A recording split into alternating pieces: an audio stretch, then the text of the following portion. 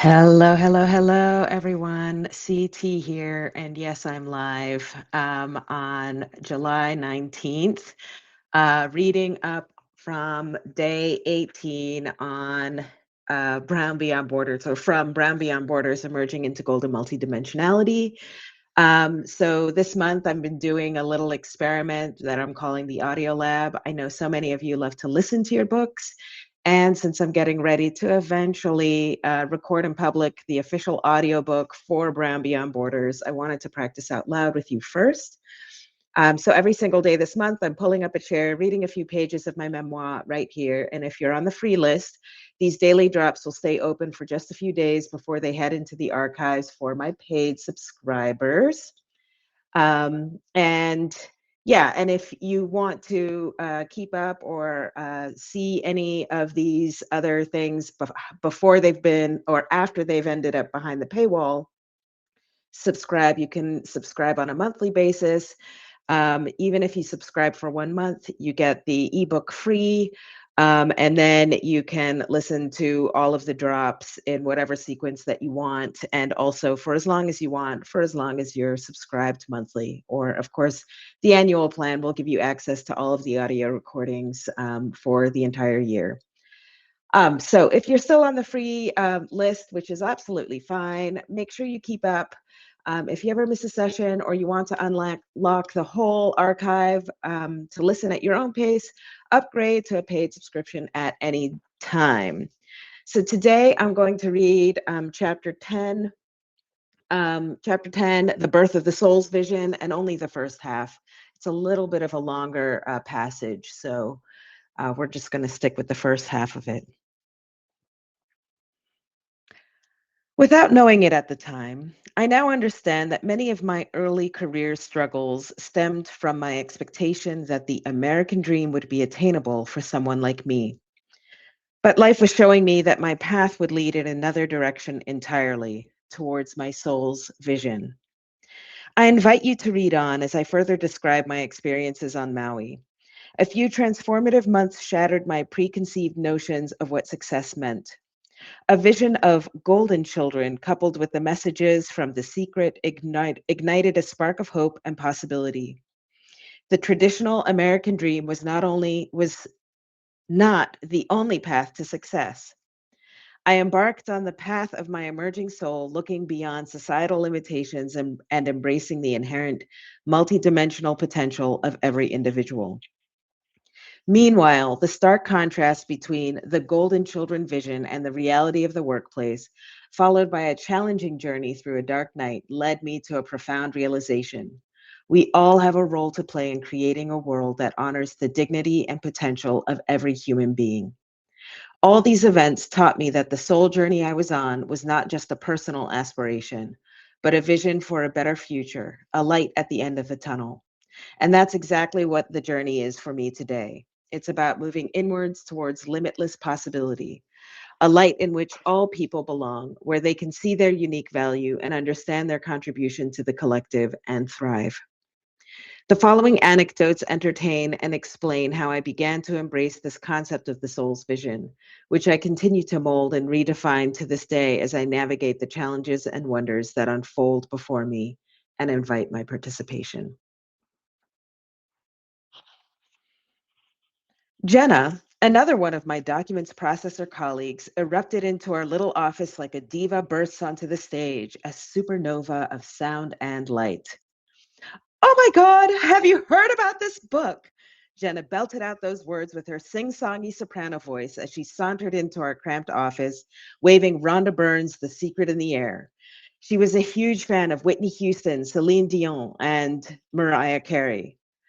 Oh, cried out Cicely in that Hawaiian way of saying yes, that you need to have heard to know. One of the sales guys told me I should read it, so I got it on audio and listen to it in my car when I can. It's pretty cool. I could tell Cicely got the gist of it, but wasn't as crazed about it as Jenna appeared to be. Well, what's it about? I asked. Oh my God, it's like so hard to explain, Jenna said, beaming with excitement as she made her way to her favorite cubicle and started unpacking her purse. Besides her pocketbook and makeup, her handbag was always loaded with salty snacks. But it's so life-changing. Did Mike tell you about it? Jumped in Kate, one of the indigenous Hawaiians in the office. All the sales guys are talking about it, chimed in Vanessa. Okay, but what is it about? I laughed as everyone started chattering on about the secret. Ty shrugged. He had never heard about it and was not interested. It's sort of hard to explain, Cicely said in her matter-of-fact Hello Kitty way. She looked pensive and continued working on her team management tasks on the computer. Yeah, you have to get the book or watch the movie, piped in Jenna. She had also started taking notes as part of our daily filing activities. Kate, one of the oldest ones among us, tried to help. It's a new way of thinking, like an attitude shift that's supposed to help you live better. The sales guys have been gobbling this stuff up because it's also supposed to help you make more money. That's what they're saying anyway. I haven't watched the video or read the book though. My curiosity was piqued, mainly because nobody was able to give me a clear answer about this book or movie or whatever it was. For the rest of the day, every time a salesperson walked up to the documents processing window, one of my colleagues would ask, "You know the secret, right?" "Oh, yeah," the salesperson would reply. "It's game changing." Every time I would press to find out more, no one seemed capable of using words to explain what this was. So after a day's work, I hopped into my car and headed over to the Borders bookstore in central Maui, not far from Waikapu, where we lived. I walked in and approached a salesperson standing near one of their computers. "Do you know where I can find the secret?" The salesperson barely let me finish my question as she made her way over to a display station that had the secret books, videotapes, DVDs, and audiobooks on CDs all over the place. I blushed. Thanks. About a week later, the hotel resort held its annual reward ceremony for the sales and marketing teams, including the administrative teams, such as the document processors, who handled all the paperwork that made the sale of timeshares official. Although it was a morning event, it had a gala setup. We all entered a grand hall where there were approximately 15 circular tables. The entire documents processing team, including Debbie, our team manager who worked in the corporate office, and our trainer who was flown in from the mainland, fit on one table. There were a few rallying speeches from sales leadership, as well as an inspirational video featuring a few world renowned, inspirational, and successful executives. Then the moment everyone was there for, the award ceremony. Honestly, I didn't know what to expect, as this was my first time in this sort of environment. Attending the event was no different from attending work. My sweetheart and I stuffed ourselves into our car alongside with his bike. We pulled over off the highway by central Maui, took off our shoes, walked towards the beach where we enjoyed our coffees and chatted with each other about all sorts of things. My golden children insight from the previous week had remained with me and followed me for a long while. The same day that the voice appeared to me, I began seeing golden children nearly everywhere, even among people whose ethnic backgrounds I had never thought to consider. We weren't black, we weren't white. There are no so called races. We were all golden. This insight may have persisted and repeated itself in my consciousness because I had started to listen to the secret audiobook. Listening to its law of attraction principles made me feel good, better than I had honestly felt in a long time. On my morning drives, sitting behind the steering wheel, I would catch more and more whales leaping out of the ocean, pass beaches with surfers, and listen to Rhonda Byrne's soothing voice. Despite the shifting attitude, there was still a little nagging voice that kept reminding me that I could be doing something else. Timeshares? Really? I looked around the room. It was filled with all the employees of the timeshare division of the resort hotel where we worked. From the doling out of awards, you would think that most of the employees were salespeople. "They need a lot of encouragement," said Cicely, not quite rolling her eyes.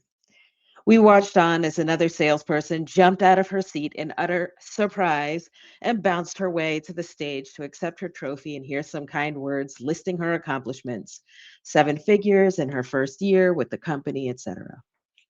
After the 10th award had been handed out, I realized something. Every salesperson who went up on stage appeared to be Caucasian or of European ethnicity. There wasn't a visibly golden child among them anywhere.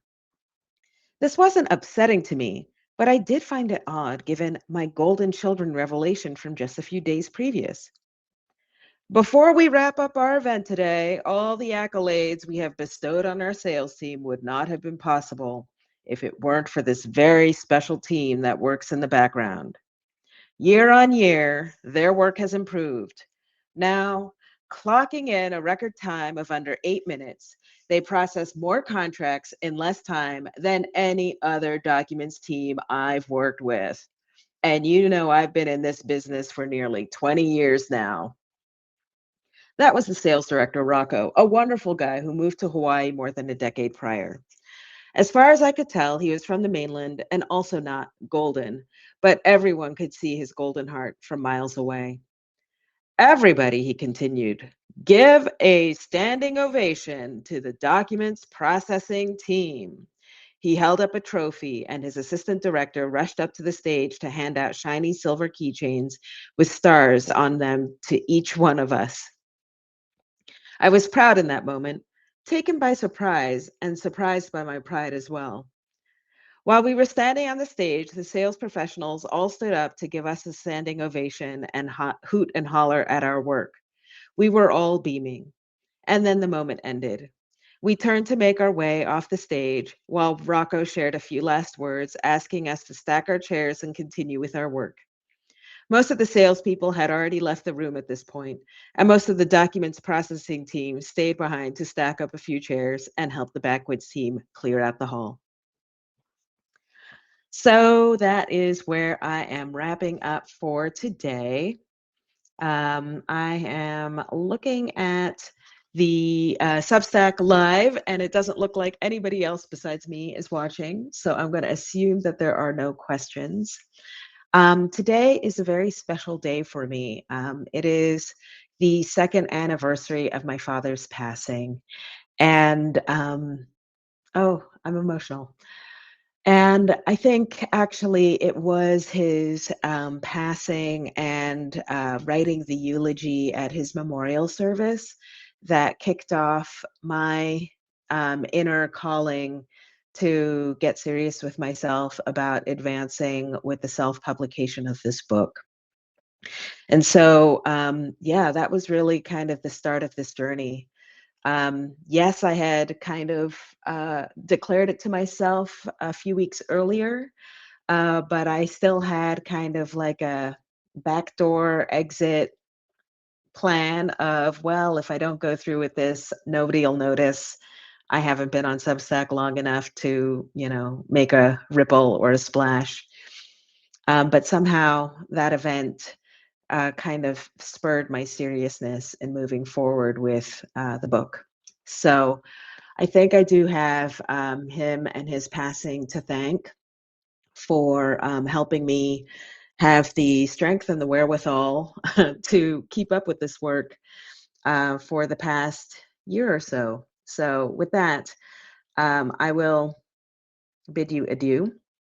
If you do have any questions about the book, the writing process, anything we covered in today's segment, or anything that I've, written in my Substack at all, just drop it in the comments of this post. I might answer yours on a future episode. I'm really glad I get to share this unedited process with you. Look out for the next pages in your inbox tomorrow morning. And if you know of someone who would connect with this part of the journey, please share this post with them while it's still open to the public. And if you want to support this audio experiment and my writing as I start drafting book 2, consider becoming a paid subscriber to unlock everything. Thank you so much for listening, and I'll see you tomorrow.